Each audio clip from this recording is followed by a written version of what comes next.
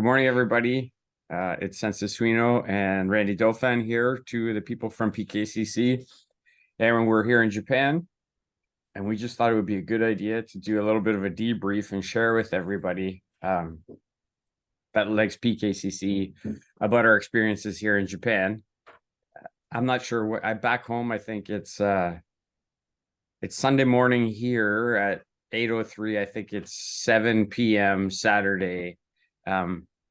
Back in Ontario, Michigan, Toronto, New York time. We just thought we would do this. Sensei Suino, how you doing this morning? Doing great. Looking forward to going home, but I'll tell you, it's been a whirlwind. We've done a ton of stuff, and everybody's learned a lot. We've made a lot of, made a bunch of new friends, reacquainted ourselves with old friends, ate a lot of food, drank a lot of beer, and it's been a great trip so far. I wrote down some things to kind of just chit chat about, but if you have stuff, just interject.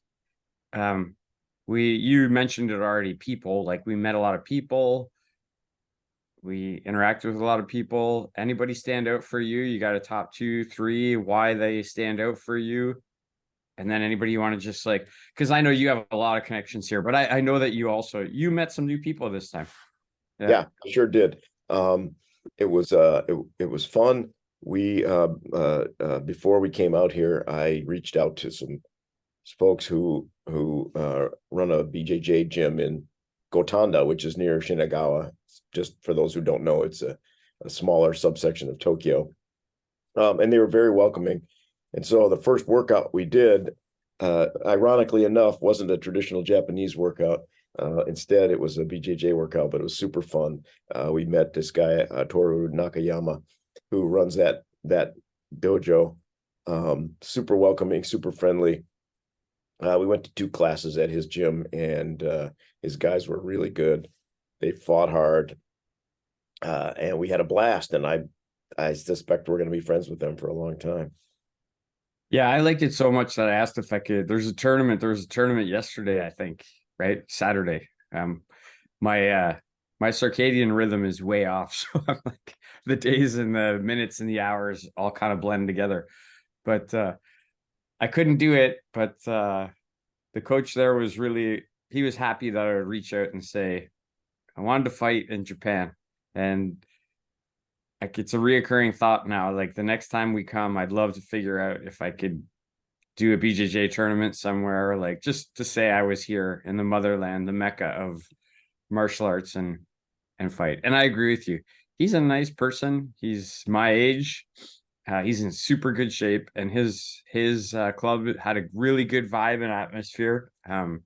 Serious. The guys were serious fighters, but safe and friendly. And anything. I know he put us on the website there, and he mentioned about you fought more than anybody in the 2 classes that we did. Anything stand out for you about the training there? Well, they're pressure grapplers, which is fun. It's not my style, but I like working with those guys because if you come in lazy, you're going to get shut down or submitted. If you're not going to play the pressure game, then you got to just be a little bit faster, a little more agile. Good guys. I think our folks, you and I, it's too bad that Dan Holland's knees aren't great, because he would have loved to roll with those guys. We belonged in the room, which was nice. What else stands out? I think they have good technique. I like the way he teaches. It's real systematic. You got to pay attention because he teaches a pretty robust set of techniques at one time. But as I said, they're super welcoming. Everybody in the dojo there was nice, and it was cool to find out that he's also into art, and that there was some art pieces on the wall that he did. He's inspired by Maori tattoo style, so all of his art has a whole bunch of little points of color. And I know I bought a t-shirt from him with one of his works on it. And it's cool. You get a whole sense of the human being, not just from the grappling, but from the art and from his social media posts. Yeah, cool guy. I 100% guarantee you we'll be rolling in that gym again. Yeah, I liked an experience for me. Well, there's a couple things. One was I really liked watching your last round. I liked you did your patented choke, you tapped that guy out. I liked it. But the other thing I liked about it was just how calm you were. You're like adjusting his belt and like fixing your hair and your eyebrows while you're fighting with him. It was just so cool to see. And he was trying really hard. Like we're not talking about like it was really good. And for me personally, I was happy that um hey, I actually people who are higher ranking than me, I'm fairly new at this. I submitted a couple of people and nobody submitted me. Not one person submitted me. And I know they were trying to. Like I know when somebody's trying to get you. Like I've rolled enough to know when somebody's trying to get you and they were trying to get me. Um, so what does that tell me? The place that I'm training in Cambridge BJJ, it's good. They're training me well.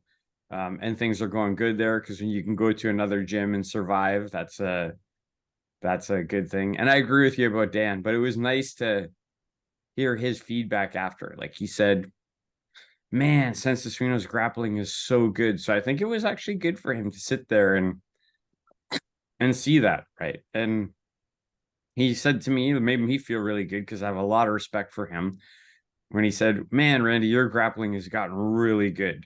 Like you've progressed a lot. So, that was a really positive experience for me as a first experience here. And I think it kind of set the tone for the rest of it. But so how about people? Like what other people? Like I have some on my list, but is there any other people that it was like that was something you want to talk about or you feel passionate to talk about? Um, I didn't spend a ton of time talking to the other guys. I really liked rolling with. There was a brown belt guy there wearing a black gi. I can't remember his name. I really liked rolling with him because he has gotten his game to the point now where every move is doing something, right? And if you're not paying attention, he's gonna stretch you out, or just get you in a compromised position. So the other guys, they've got techniques, but they're discreet, right? It's a move, it's a move, it's a move. With him, there's a move leading into another move, leading into another move. It's a real chess game.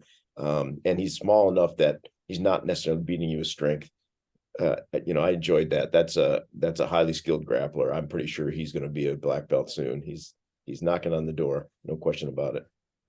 Yeah, and also I like Shuto and Rohan. There were a couple people with really cool names there, and they were good too. But I meant other people in Japan, sensei, outside of the BJJ gym. I don't want to talk just about the BJJ gym. Yeah, yep. Well, I think we're rolling in that direction. Uh, you know, we got here, we hung out with a bunch of the JMackers. We went out to eat, we traveled a few places, tried to go to the Meiji Shrine, went to Kamakura. That BJJ gym we went to Monday night, and then Tuesday morning we went over to Hamacho, which is a region again in Tokyo, and there's a city park which has a sports center in there. And there we met Yahagi Sensei, who's the soke of a system called Ryushin Shouchi Ryu. So his teacher was Kawabata Sensei, who is a really famous swordsman, and he was kind of pals, he's still alive, but he's kind of pals with Yoshihara Yoshindo, who is the number one sword maker in Japan. It's a nice pairing. And they're both very famous together for a variety of reasons. Anyway, one of his students, Yahagi Kunikazu Sensei, was authorized to start his own version of Jigenryu, which is Yushin Shouji-ryu. And he was kind enough to host us and teach us for 2 hours in the basement dojo. And that may not sound, that's probably a bad way to describe it. It's a pretty grandiose place, right? There's a martial arts room in the basement of this building, and half of it's a tatami mat dojo, and the other half's a wooden floor dojo, which is where we were. And it's just got high ceilings, tons of wood. Once we got the lights on, nice and bright. And we trained with him for 2 hours. Yeah, sliding panel doors. Like if you're have images in your mind of training in Japan, it has like sliding panel doors. Just get into the room. Um, yeah, I was always impressed by Yahagi Sensei. Like I've trained with him like I think 3 or 4 times now, a few times in JMAC, twice here in Japan now. He's a really dynamic instructor, obviously super passionate about. He reminds me a little bit of Sensei Legacy, actually. It's just his approach and how passionate he is about what he's teaching. And it's singular, right? Like this isn't a guy who's, you're not going to come in the room and like learn a couple of striking things and maybe you're only going to learn Iaido when you come with him.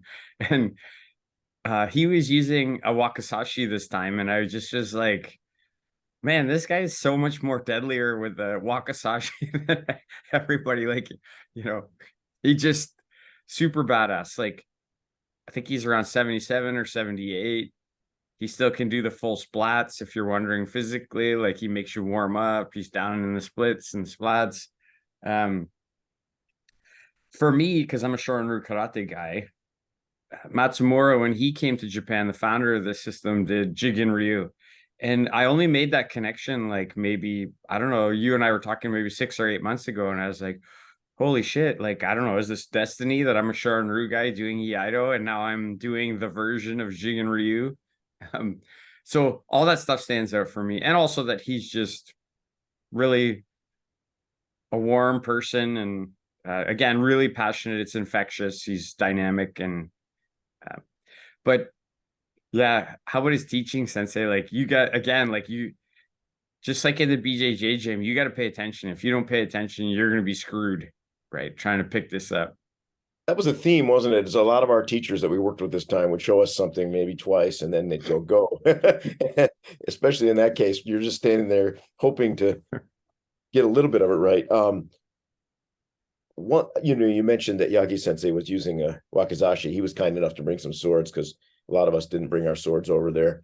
What I was really remarking on about that is that he's able to move that sword with power, even though it's like less than 2 feet long, because all the stuff comes from the way he moves his body, right? And so normally you sort of rely on the momentum of the sword, but the sword's just kind of the end of a really great chain of power distribution that he has.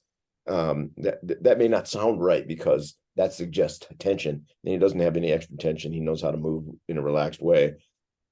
It was gorgeous to watch, and I spent a lot of time watching him doing that and trying to reproduce it, even if I didn't really understand the sequence that he was teaching. Since I already have an Iaido system, to me, what I really like to glean when I go over there is, where are his power sources? How is he breathing, right? How's he talking about the movement of the sword? That helps inform my understanding. Yeah, Sensei Legacy has a thing that he says summation of joint forces. And that to me is what Yahagi Sensei is teaching, right? Like it's because it's the same. Like those two guys, the way Sensei Legacy teaches karate and the way Yahagi Sensei teaches sword is very, very similar. Like, because it's that whip, right? Like it just comes from inside of you. And if you restrict it at any joint, like if you do Yahagi Sensei system and you tighten up your shoulder, it will never get to the end.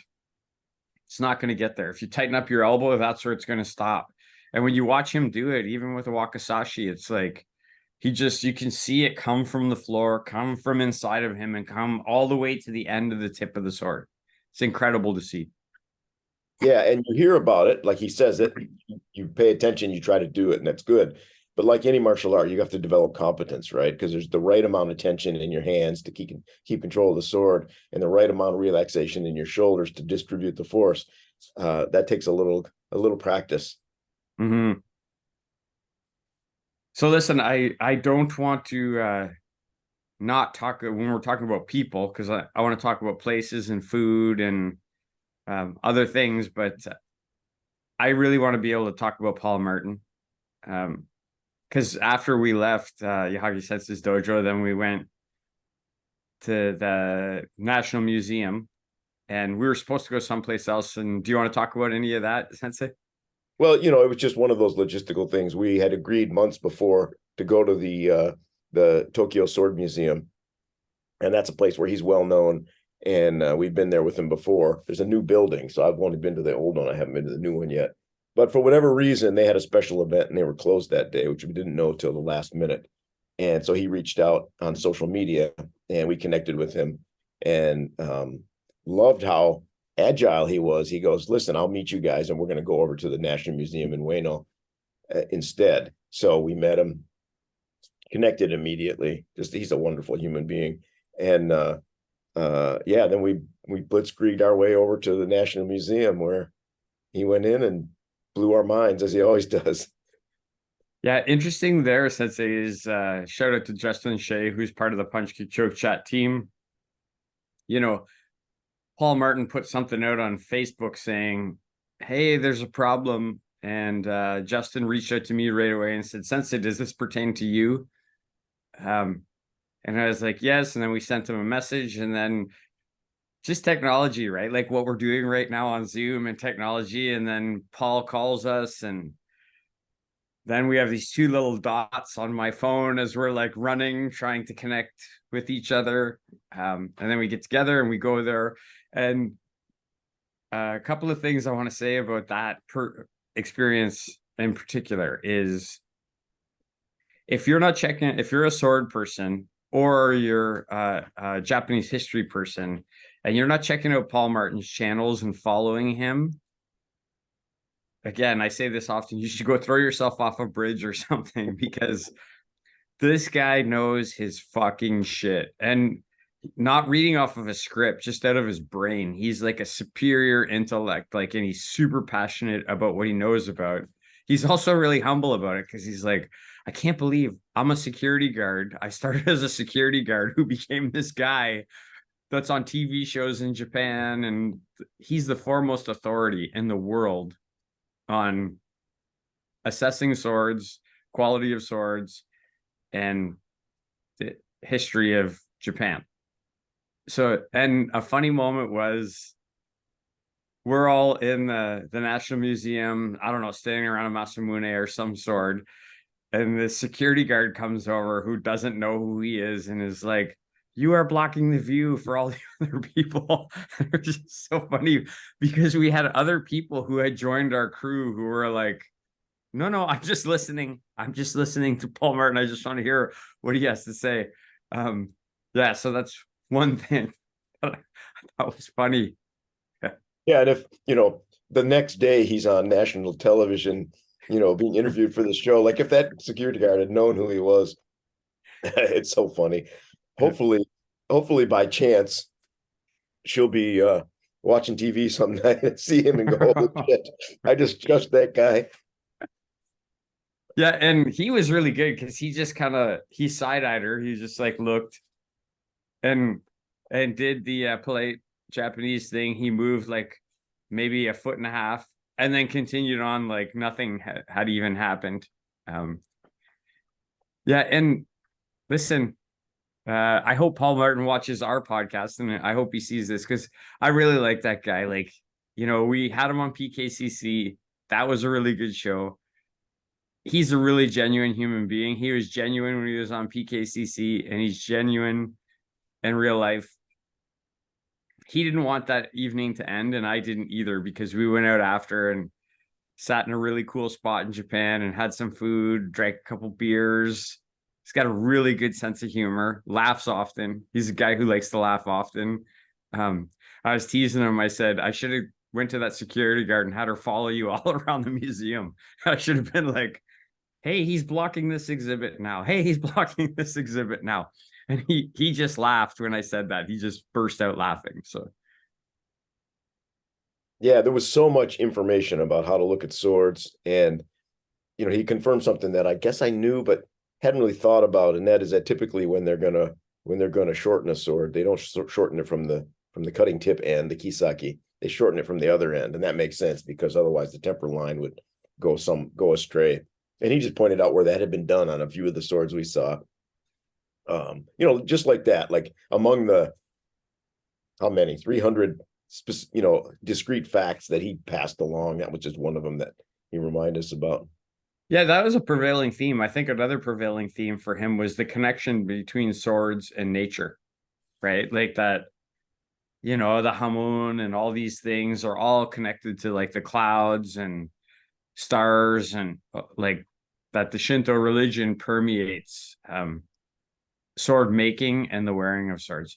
The other interesting fact he told me, and I studied Japan and Japanese history in university, was that other people carried swords, not just the samurai. That's in my mind, I was like, no, only samurai. And he said, No, samurai were the ones who could carry two swords.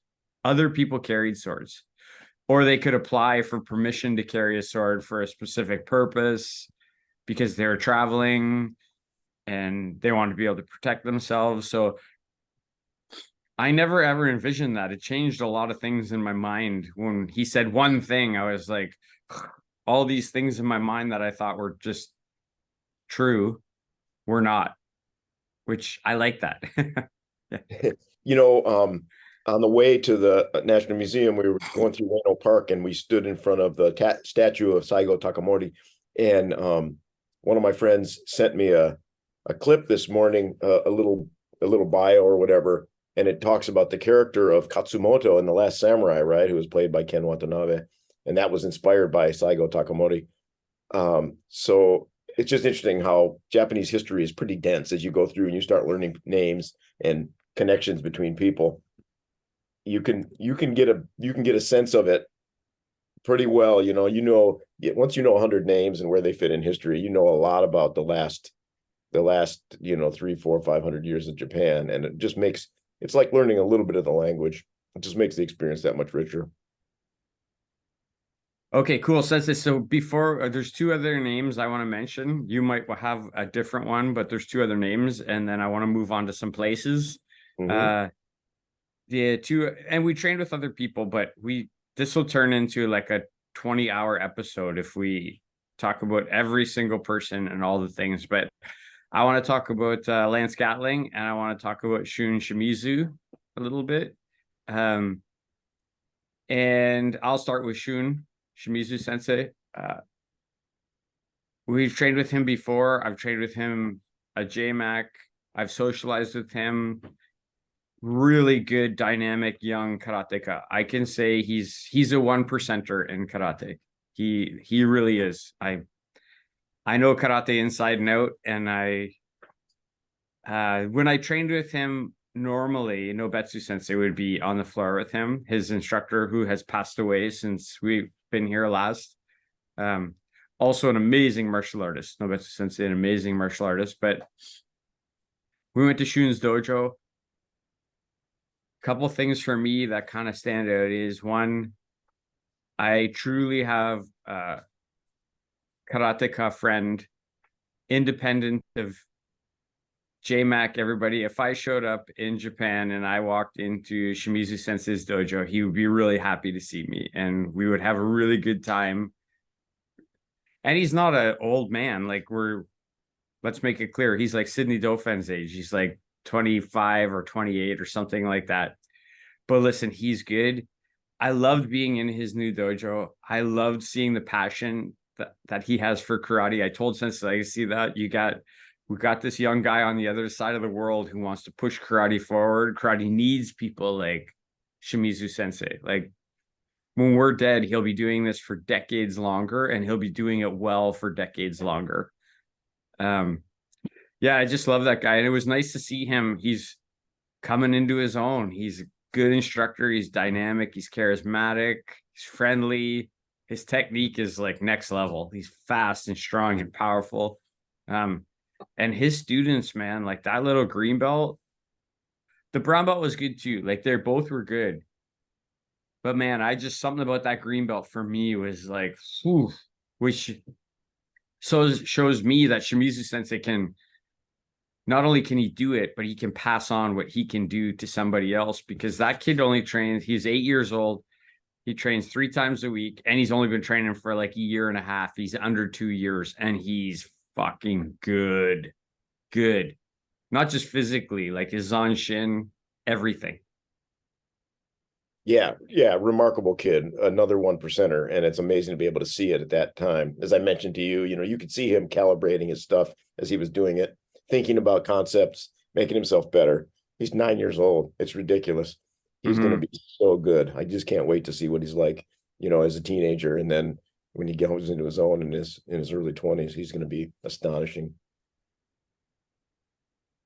What's your experience with Shimizu Sensei though? Sensei, like, so the green belt's good, but you've seen Shimizu Sensei probably since he was a teenager, right? Under Nobetsu Sensei. Even younger. Yeah, so I first trained with Nobetsu Sensei in like 1987. And I've been training with him, once a year, once every 2 years, forever. And I saw young Shun growing up in his dojo, and he was always phenomenal. He was a national champ as a kid. Um, Wonderful human being. He's been over to JMac a number of times now. What can I say? It's a joy to be connected with somebody like that, and to watch him build this up. This is the arc. This is why we're, besides wanting to be really good at martial arts, the other reason we're doing this is we want martial arts to be really successful. We want them to continue and get better. And he's one of those guys that's going to push it forward. It's just wonderful to see. What's that board called, Sensei, that hangs with all the names on it? And Oh hell. I If you had asked me that, yesterday, maybe I would have come up with the word. Anyway, there's a Japanese board, right, with a bunch of wooden rectangles, and all the names are on there, and our yeah. names are on there too, which is cool. Yeah, and mine's the only one from Canada. Like, I just, it also shows you how he thinks a little more broadly, right? Like that it's not about him. He is actually thinking about the community. And I'm super proud that it says Canada and it says my name there in a dojo in Japan. Yeah, and if you're wondering, go on my Facebook profile. We posted a bunch of pictures. You'll see some stuff there. And yeah, it's love that guy. Sensei, you should speak about Lance. Yeah. So somebody who facilitated a bunch of opportunities for us is Lance Gatling. He's been a resident of Tokyo for decades. I met him in the late 80s, early 90s at the American Embassy Judo Club. He's got a long history of being involved in the military and quasi-military stuff and foreign service. And he was just super helpful this time. You and I had lunch with him, and he talked at length about the history of judo and jujitsu and aikido and how they all interact. And he welcomed us into the American Embassy Judo Club, where we trained for a couple of hours with him and a couple of the Japanese senseis that were there. And he gave us information about the grave site of the late Sato Shizuyo sensei, who is kind of responsible for most of this stuff. I trained at his dojo between 1988 and 1992, twice a week for 4.5 years. So that was a very emotional experience for me, just because he was such an important part of my history. Love that picture of you and Dan, because you were the only two who actually had ever met him. Well, you trained with him at length, but Dan trained with him a few times. I didn't go in. I only looked at the pictures because I thought it was disrespectful to go in to somebody's grave. But the thing I thought about was, if he didn't do what he did, none of us would be here, like, connected to each other. Again, he's one of those people, like, Yamaguchi sensei, Sato sensei, Sensei Legacy, like, if these people don't all make these decisions to do these things and have this passion and make these connections, then the next generation suffer. They're not going to be as good. They're going to suffer. Yeah, well, it's such a matrix, right? It's such a matrix through history. You had this extraordinary human being, Kano Sensei, who was a broad thinker, as you said, right? Was an internationalist and not just a martial artist. Like, he was a statesman. He was deeply involved in the Japanese government. And he had this vision for how to make people better, right? Healthier and more cooperative. And he worked on that for years and brought a lot of really good changes around. And because of that, people went into his institution, and one of them was Sato Shizuyo sensei. And so you got this milieu of people. You got, people connected with Ueshiba, who was kind of the great innovator in Aikido. Kano was a great innovator in Judo. Funakoshi, who was a great innovator in karate. And at that apex moment, all those guys came together, and now all the subsequent generations of students that come out of that, and we're lucky enough to be a part of it, still keeping it going, right? And then And the people with us, right, are the generations after who are going to keep it going even further. I'm a historian sensei, and I've always, like, from high school, I don't think in high school I got a mark under like 97 in history ever. Like, I love the topic. This show has helped me be introduced to people like Paul Martin, like Lance Gatling, who've introduced me to things that have led me to read other things, like that new book that came out about Itosu. And I can't remember the author. I really apologize. I'll put it in the comments later. But certain things become really clear when you think about Kano and Itosu and the Meiji Restoration, like in around that time, like 1868, and how things were changing in mainland Japan, but they were changing in Okinawa too.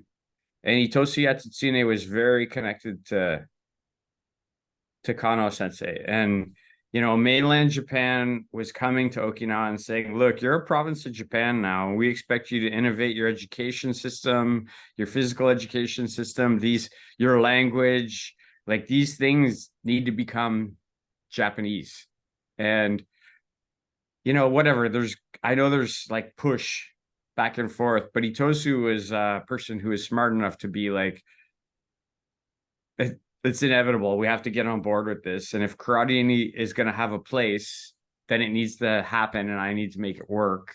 And we talk about things loosely. We always have about, Itosu bringing karate into the school system, the education system. Yeah, well, that's because Kano, right? Like, that's because of judo. That's the reason why karate is going into the education system in Okinawa. And the reason why Funakoshi ends up coming to Japan is because he's Itosu's student. And Kano is saying, hey, we want some of this karate shit for the physical education system. Who do you got that can come back? And because Funakoshi's educated, he can speak mainland Japanese, he's a school teacher, he's prim and proper. That's who Itosu picks and says, you should go back and you should be the one. And all the innovations that happened, it's all because of that time period and all that soup of stuff that Kano was stirring around. And it was nice to talk to Lance about all that stuff over lunch, and just in your mind, make all these connections, fill in gaps. Yeah, well, that was a paradigm shift. And then, what happens is you have these massive changes. Those things get systematized. People learn them, they go on, and then these systems exist for a long time. Shotokan karate, Kodokan judo, and then they become kind of standardized. And there's not always innovation going on, right? Some branches are. I'm a big fan of competition, for example, sport judo. I know a lot of classical judo players argue against it, but I think it's great for innovation, physical innovation.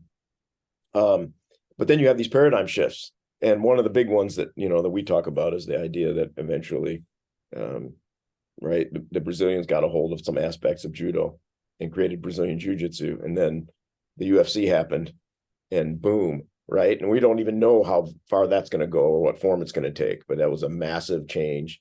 And these things happen in cycles. You don't know where the next one is going to be. I'll bet you there's other stuff going on right now, right, that we don't know how it's going to arise, what kind of new martial arts are going to come out of it. Yeah, Elon Musk is going to take it to Mars or something. There'll be some new martial art in Mars. But if we're on the topic of historical martial arts, I don't want to miss the opportunity to talk a little bit about Sato Tadayuki Sensei, who was a professor of martial arts at Waseda University for a long time, and now he works for the Japanese College of Culture.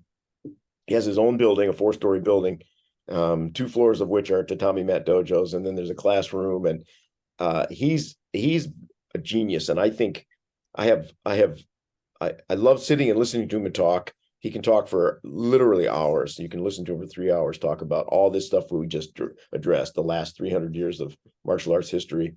Or you can train with him and he'll show you stuff from it and make it, apply it. Or this time we were on tatami and there was a chalkboard. And that's the first time we've kind of put that together. And that was really cool. So he was doing lecturing, writing notes for us, showing how it all fits together, and then teaching the stuff. And I know a bunch of us took pictures of that chalkboard, and that was just a fabulous 2-hour training session. He writes as well in Japanese as he does in English, and he's drawing pictures of samurai helmets.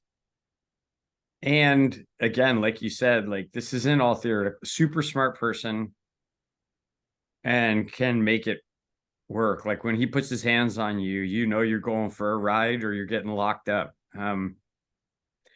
Yeah, when I think of Sato Sensei, I think of what Sensei Legacy often says, I'll take the smartest martial artist in the room to train always. He's, lots of people, you're a super intelligent person, Suino Sensei, but when you go in a room with Sato Sensei, you're with a big brain and he's in good shape. He's not like, we're not, often hear you, well, not in any of the dojos you trained in. Maybe one, there's somebody who wasn't in great shape, but we'll cut him some slack because he just had a knee surgery. But most of the places we train, the people were in good shape, but Sato Sensei is like smart. You can just tell. Like, don't ask any stupid questions, just be quiet. Right? Like if you gotta weigh your questions before you ask them. Right. Well, he brings so much to the table, right? His pedigree is second to none. Like he literally trained with Tomiki Kenji Sensei, who created Tomiki Aikido. 2, he's smarter than hell. 3, the way he moves, there's nobody else who moves like that, right? I'm in now from 1968 to today, whatever number of years that is, 56 years in martial arts. I've never seen anybody that moves like him and is able to take those moves and put them in a setting, in a box, if you will, saying this is Aikido, this is Jiu-Jitsu, this is Judo. And he's showing you how all that stuff connects and then puts it into play. But I've never seen anybody do the kind of stepping he does and creating the force, relaxation, hip turning, footwork, putting that all together. There's nobody like him. It's phenomenal. Yeah. Also, you got to pay attention in his class if you want to do the shit. Right? Here's this thing. Up, up, up. Okay, try that.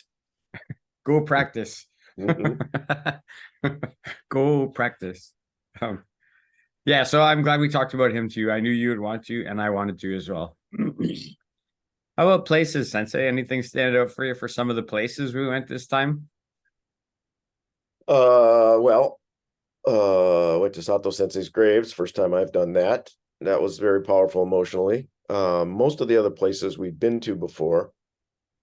But Sensei, explain Sato Sensei's grave, where it is, what we had to do. What I didn't even go inside, so you could tell me what it looked like inside there. Like, what are people seeing when they go there? It's in Edogawa, which is way to the east of central Tokyo. It was about an hour's trip for us on a couple trains and some walking. And it's in a temple. And it's not unusual to have a temple grounds, and then behind it to have the burial grounds, all the crypts. And so you go in and the temple grounds are beautifully kept. There's a couple places where you can do your ablutions and throw money and prayer. And then you kind of go around behind, and it's all these stone crypts with the names of the families on them, and people go and they leave offerings and burn incense, and they can also put these sayings on wooden sticks up there. The ritual is you go back there and they have these buckets, and you fill a bucket and you get a sponge and you go wash and I had Holland Sensei do that. And I talked to Sato Sensei a little bit, and I let some of the J-Mackers who train in jiu-jitsu go back there, and it's everybody believes differently. I certainly feel the presence of my teacher when I do that. And what's really cool is I learned a little bit more about his father on this trip. His father's in that same crypt, right? It's the family crypt. And there's a thing on the side of the stone that talks about the International Martial Arts Federation and their history together. Yeah, there's a cool thing that happens. It was a little windy that day, and the way these wooden sticks with the sayings on them, they're put inside a little metal stand to hold them next to the stone crypt. And when the wind blows, the sticks kind of rattle a little bit. And so if you're praying and you hear them rattle, right, it's like you're getting a response back from the universe. Uh, really cool experience. Uh, yeah, I think it's important to do. I think it's important to remember our history. We just talked a little bit earlier about how important Sato Sensei was. We wouldn't be able to do any of what we're doing without him. And Yeah. I'll never forget that. I had similar experiences in Okinawa since the legacy at Itosu and Matsumura's graves, where we did very similar things. And I do think it's important that we go back and pay homage, because when are you not going to pay homage? Like, why would you come all this way and not pay homage? I was Mhm. really happy to be a spectator on that trip and just do it and hang out with everybody. And yeah, um, other places for me, one thing I want to talk about is, because I've been here now with you twice. I've been here with Sense Legacy. I've been to mainland Japan with Sense Legacy, Okinawa Sense Legacy, and so often when I get to Shinagawa, this is just like a neighborhood that I've been around. You weren't here the first day. You came a day after. Um, and me and the other JMackers, because I'm a JMacker too, when it was like, where are we gonna go eat? I'm like, I know a place. Right? Like, so it was just kind of fun to kind of lead the crowd. But I've never been to the Skiji Fish Market before. And I said to you, I'd really like to go there. Like, I'd really like to go to the Skiji Fish Market because you hear a lot about it. And it was really fun to go to that place. Um, what do you think people should know about the Skiji Fish Market? I want to provide some thoughts too, but I'd love to hear your thoughts. Uh, Highly recommended. I think it just blows your mind to go there and look and watch the auction, and just see hundreds and hundreds of these giant tuna being sold, and the auction process. And then, afterwards, as we walked out, we looked out into the parking lot and saw all these trucks being loaded with fish that was purchased, sent out across, fanning out across Tokyo. It's amazing to think of that process happens every day. We looked it up while we were there. You and I talked about this. They say $14 million worth of fish goes through that market every day, and finds its way to stores. And they're really impatient about their fish here. They don't like to serve spoiled fish, and I don't think they can keep it more than 2 or 3 days. So that stuff has to happen over and over again. And I'm guessing, it starts with a giant fish, and then somebody buys it and they sell a little bit of it and a little bit of it, and then next thing you know, you're having a couple of slices of sashimi in in Asakusa near a temple with a nice beer. Yeah, and then we went to the what was the old place called? What was the older one? Where because we walked through there up and down the aisles, and there's like every imaginable thing out of the sea is there, like seaweed, eels, crabs, clams, other types of fish. Like, yeah, Well, the new market where they do the selling of the tuna is in Toyosu, which is, I don't know what, a couple kilometers away from the old market where they used to do that, called Skiji. Now they just have the outer market in Skiji, where all the shops and restaurants that are associated with that are over there. yeah. And our breakfast, we had sashimi and Breakfast. beer and miso soup in the heart of that area. That stands out for me. That's the best sushi I've ever had in my life. Listen, and I'm a person who can say that because I've had good sushi, and I've had sushi in San Francisco where the sushi is very good. I've had sushi in Ann Arbor and Vancouver. These are places where there's good Asian populations and Japanese people. And I've had lots of sushi here in Japan, lots and lots. I don't know, that sashimi that we had stands out to me as the best stuff I've ever had in my life. And I'm thinking that was probably like hours out of the water, not days. Like that's Super fresh. And it was so cool because we ordered this set with 3 different kinds of tuna, sort of like delicious, fatty and delicious, really fatty. It was almost like tuna pudding. It was so tender and so fatty and just melts in your mouth. You can't eat, too much of that stuff. They did a great job of presenting it, even though it was freaking 6 in the morning or whatever it was still a really cool dining experience. I want to circle back a little bit, Sensei, the embassy.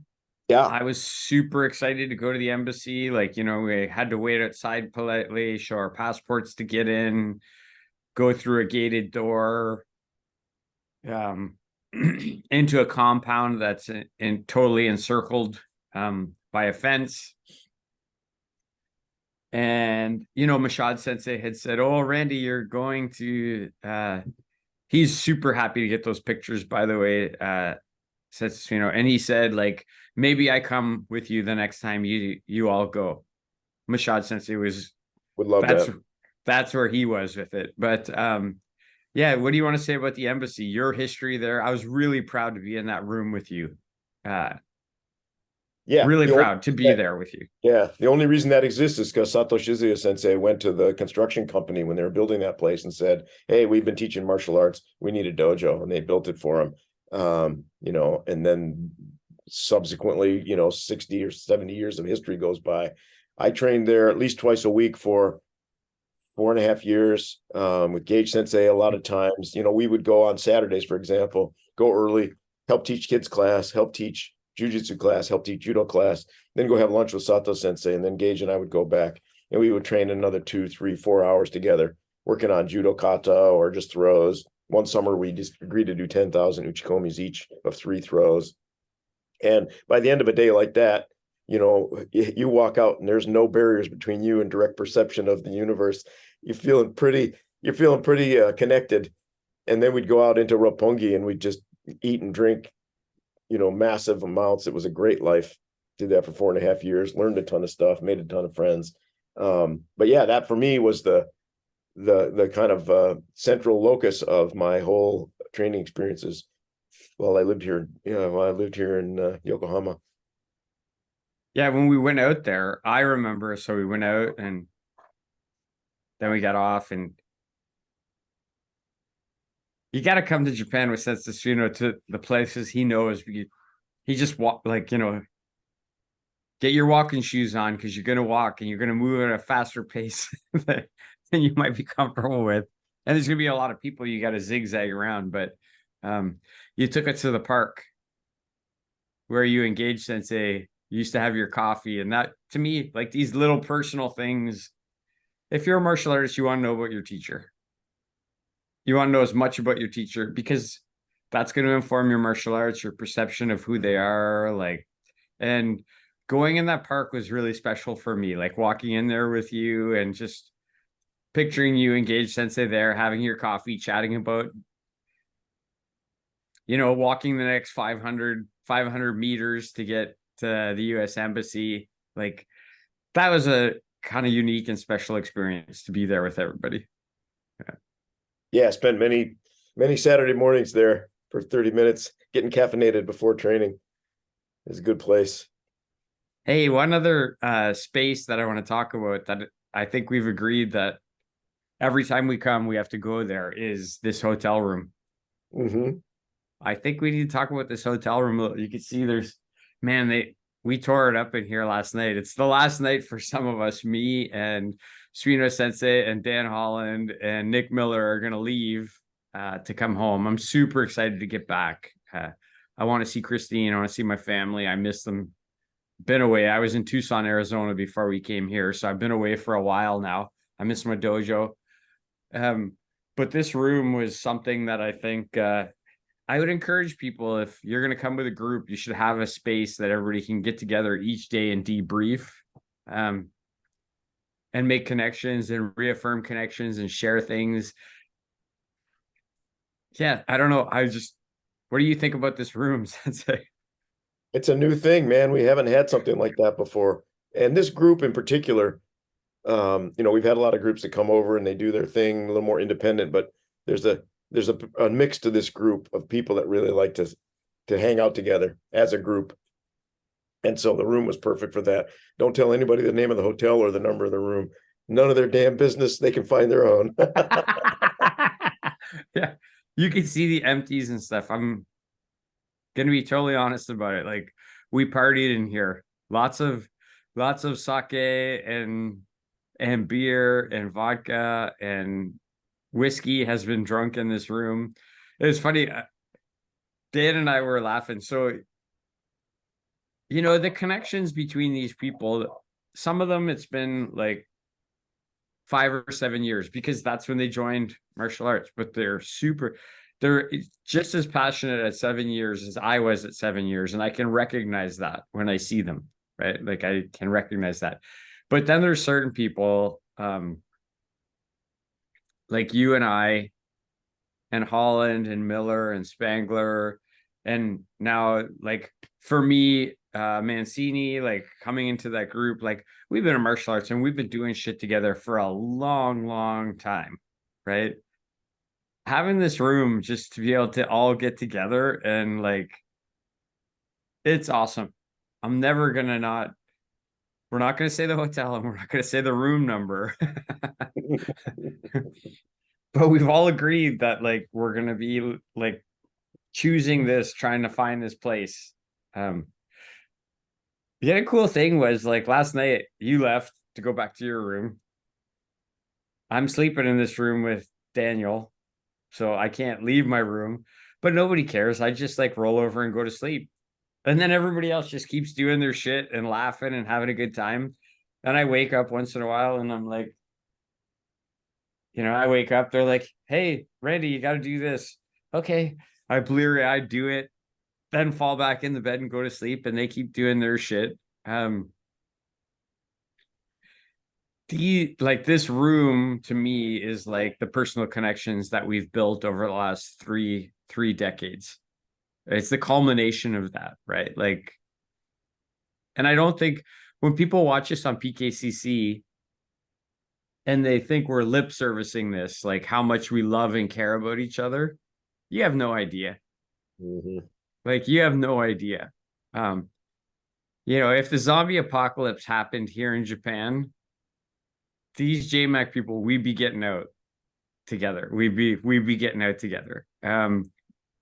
Really proud of that. And I also thought about something Sensei Lacey taught me a long time ago when he said, your friends are the people that you get to know and you like them anyway.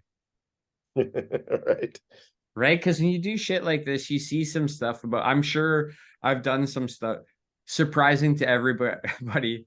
I've been I've been abrasive a couple of times Oh, you? on this trip, right? But people still seem to love me anyway, right? And that's a cool thing about this room. I've gotten to know some people on a different level, have some fun on a different level. Yeah. Outstanding. Listen, we got 5 minutes left, and we could do this. We could go for another 7 hours, but I just want to mention the Kodokan for a couple of reasons. So, our non-judo players may not recognize the name of the institution, but right, it's really Mecca for judo. It's the headquarters of World Judo. Monster place, great facility, huge dojo. We went over there Friday night for open training, and we have a number of judo fanatics at JMAC, and for those guys to actually go and be able to get on the floor on the Kodokan, right? A dream for them and a pivotal part of their history going forward. When they're leaders in 10 years or 15 years or 20 years, they're going to say, yeah, I set foot on the Kodokan floor and I belonged there, back in 2023. And some of the instructors there we've seen a few times. So I was able to say, hey, probably don't remember me, but I was here 5 years ago and we trained together. And then we were lucky enough to meet the president of Kodokan, Uemura Sensei. That was a first for me. Just a cool place. I have other judo dojos that are more intimate, right? That are more personally connected, but to be able to bring some of the JMAC judo players on that floor, have them train, they'll never forget it. And it will really be a key part of who they are in the dojo forever. And as usual, Sensei, you're explaining this from your experience as a person who's been there so much. And I just want to say, if you've never been to the Kodokan before, we're talking about a massive building. It's like an 8-story building. It has residences in it for visiting people from like you did randery with somebody from Italy. Like it's a global community when you get on the floor. And the main hall where you were training, there's many other smaller dojos where people can train there. But the main hall is like, you have to picture something that's the size of like 4 basketball areas, right? That is filled with tatamis and filled with judoka, all with the same purpose. And then there's always the really, you said like not the 1%ers, the people who are like the 0.1 percenters. These amazing judoka instructors, red and white belts, standing around the floor, who are supervising to make sure that everything is safe and good and clear. And I loved it. I loved watch. I have different things. Again, last time we were here, DC was here. He was shitting his pants. Now he's an OG. Just went out on the floor and did his stuff. It was nice to see that. Mancini's never been here before. I really liked when people grabbed a hold of him. They were like, "Uh-oh." Like as soon as like the collar and the sleeve got grabbed, they were like, "Oh, this guy knows what he's doing." Yeah, and then I always like watching you out there, Sensei. Like just in case you've done it, like it's like the embassy. I've walked through this door this many times. I've walked on this floor this many times. Nothing beats experience, right? The more you do it, the better you get at it and the easier it gets. And the more you learn. Right. Yeah. Yeah. My perspective is my perspective is about the other people and their experience now. So I go out and have some fun, meet some new people and enjoy it. I don't have any medals to earn in that field. Yeah, just love it. I just love being part of the history. And it's, comes full circle from, we've talked about Saigo Takamori and, Ueshiba and Funakoshi and Kano, and to go to that institution, right? It's part of this big cycle that the matrix of history and connections that we've been talking about. Yeah, and I know you said we have minutes, but I've really enjoyed seeing Amber and Richard. I don't know, they're like 7 or 8 years into their training now, so not new, but not like definitely not old, like not grizzled, right? Like new, fresh, shiny, excited. They're getting married soon. It was nice to see the two of them on the trains, on the floor of the Kodokan, in Sato Sensei's dojo, training together, doing stuff together. Just super nice, because I remember seeing the two of them when they weren't connected to each other, when they were individuals in the dojo doing their stuff, and now seeing them together doing things together, like it's just been a treat to see them. Super good martial artists, and listen, also very skilled. Like they did great. Like there's no area where I watched them where I was impressed by them and thinking I got to just say, specifically Richard, like when we were doing BJJ or anything that's involves like putting your hands on somebody and moving them, guy's a fucking beast, man. Yeah, yeah. He's I know he's good. Watching him do stand up on the floor of the Kodokan, I think I'm beginning to understand how good he is. He's already a very good judo player, but he's going to be really good as he continues. I knew he came with us to the Tsukiji Fish Market. It was only 3 of us. I was really happy to have that experience with him. Same. Yeah. Yeah. Well, listen, man, we touched on all the stuff, or some of the stuff. There's a lot more to do. When you and I go into the mountains and live out of backpacks for 5 days, the rule we've figured out through experience is always get out of the tent, right? Don't hide from experiences. And the same rule is here. Like, get your ass to, if you're a martial artist, get your ass to Asia, train with people, get out of your comfort zone, learn, make history. It's what it's all about, and your experience will be richer for it. Your home dojo is the most important thing of all, but if you pepper in experiences like this, it's going to make your martial arts, the trajectory of your martial arts career, that much more meaningful. Yeah, so I don't know, Sensei, when people will be seeing this, when we'll decide to release it. I hope you enjoy it. I want to end by saying thank you to the people who help with this show, right? I'm not going to mention all the names, but if you think they're just people, they're not employees. These are our friends, and they're passionate about it. Like when we say names like Dreedy and Dan and Sydney and Justin and Andre and Alden. These are our friends. These aren't our employees. Like, these are people we really love and care about. So I want to say thank you to those people. I'm looking forward to getting back and seeing you guys. And since I just want to say thank you to you for like opening these doors and bringing these people here. Me in particular, I'm really like super proud and grateful that you would do all this. And I'm super proud and grateful that I just get to stand on your right shoulder as we walk around to all these things. So yeah, thank you. And hey, reach out to us. Maybe you'll be in the inside crowd one day and we'll bring you here with us. And don't be offended if we don't. And you'll find out where the room is. Top secret. Yeah, that's the top secret. Yes. All right, everybody. Thanks for listening and watching, and keep following us. Like, subscribe, share. Can't wait to see you on the next episode. Thanks, everybody.